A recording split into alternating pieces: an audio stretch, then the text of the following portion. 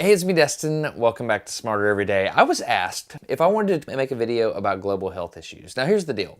When you think about, let's make a video about global health issues, you think about statistics and numbers and like money, or you think about your sister, who served in the Peace Corps in Sub-Saharan Africa, where over 90% of all malaria cases happen where she got malaria. So today on Smarter Every Day, I want to just rewind the clock and go take you on a trip that I went on to go visit her in Sub-Saharan Africa, and then we'll just ask her what it was like to get malaria. Sounds like a fun video. Let's do it.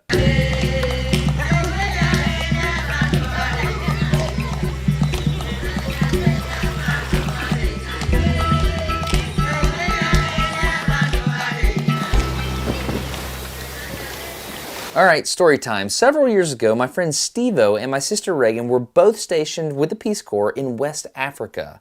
I decided to go visit them and check up and see what their efforts were like. I flew to Dakar, Senegal, where Steve-O met me, and we traveled to the Gambia via set place, which is a word that means a car with 7 seats in it. We were all crammed in there, and it was really cool going across the desert like that, but we traveled all the way to a city called Farafenni in the Gambia, where Steve-O was stationed as a Peace Corps volunteer and computer scientist. He was working with local organizations to try to help them figure out computerized records keeping and even simple stuff like how to get printers to work. I, of course, wanted to contribute by teaching math and science, so I managed to get some model rockets into the country so Steve-O and I could have a local, rocket workshop, you could call it, with the kids. They were super excited and everything worked out perfect. Anyway, while staying with Steve-O at his hut, every night I slept in a hammock under a mosquito net. This was there to prevent me from getting malaria. Just on the other side of the reed fence from me was Steve-O's host brother, Modu. He's a hilarious guy and we love to drink tea with each other and play Scrabble. We had a lot of fun together, but one day, Steve-O agreed to take me to see what Modu did for a day job. He worked at the local health clinic where I got to see the front lines of what the battle against malaria looked like. These guys had microscopes that were just like mine at my house, but they were set up in this really small room where sanitation was a challenge because they had limited supplies. But anyway, they were doing the best they could with what they had. They were staining the blood and then looking at it under the microscope to try to see what blood cells had malaria in it. I didn't have a very good camera at the time, so I came home, bought these human pathogen slides, and then we are sitting here using the same type microscope looking at malaria. And what does it look like? Malaria? Yeah. It looks like when you look at a blood smear, you see a ton of red blood cells. Well, malaria looks like an enlarged red blood cell with a darkened stain. So when the malaria gets inside of the red blood cell, the erythrocyte, it can sometimes look like a white blood cell because it's an enlarged donut that has spots in it, darkened spots. So that's how it works. It gets bigger and then eventually blows the red blood cell up from the inside out. I would assume so. Okay, I'll be honest. I had to research how malaria works. It's like this. Malaria is caused by a parasite that lives inside of mosquitoes who'd previously taken a blood meal from another human. We know that part, right? This is the part I didn't know. When the mosquito bites the next person, they release this parasite called the sporozoites into the human's bloodstream, which then makes its way to the person's liver cells.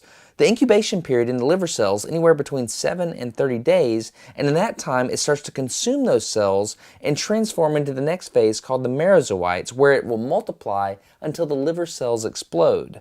Once they explode, it makes its way to the other red blood cells and then starts to repeat the process by multiplying until those red blood cells explode, and then pretty much the whole immune system's out of whack. You've got fever, chills, headaches, nausea, vomiting, body aches.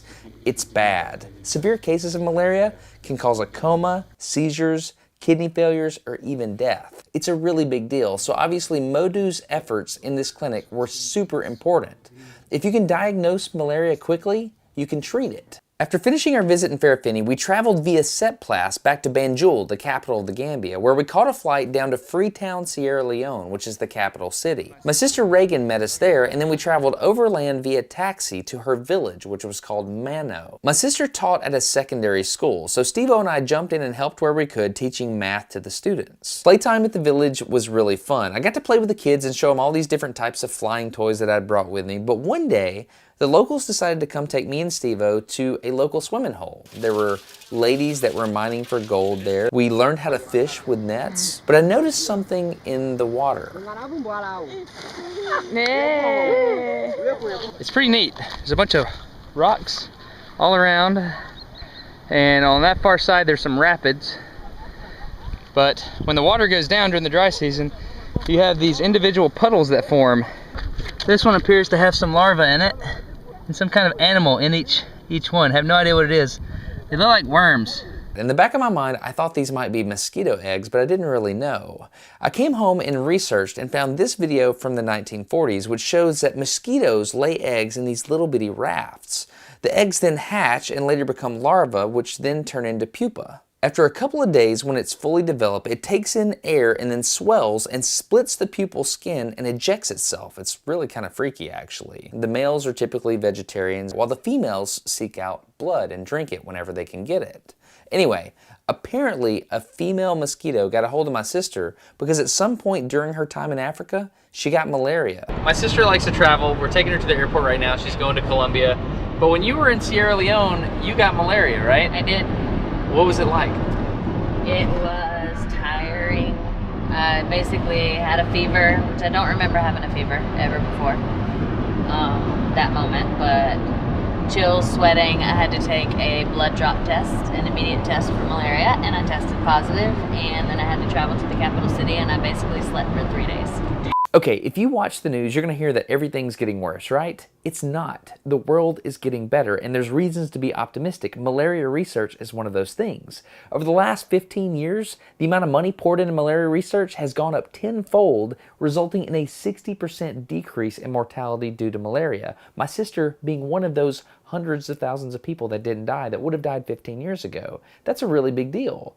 Of course, the goal is 0 deaths due to malaria, but hey, we're on the right trend. We need to be optimistic. Not just from malaria, but in general, 122 million children have been saved by these efforts since the 90s. If you look at the data collected by the Institute of Health Metrics and Evaluation, childhood mortality rate across the board has decreased from 12.1 million deaths in 1990. Anyway, if this video added any value to your life at all, please consider subscribing and hitting the bell to be notified next time Smarter Everyday uploads. If not, that's no big deal. Please check out the Gates annual letter. It's really interesting. I mean, these people have a strategy and they're going to execute on the strategy, and the result of that is thousands of people not dying. That's cool. It's worth reading the letter. Anyway, I hope you enjoyed this. I'm Destin. You're getting smarter every day. Have a good one. Have fun in Colombia. Don't get Zika or malaria. Okay. Bye. Bye.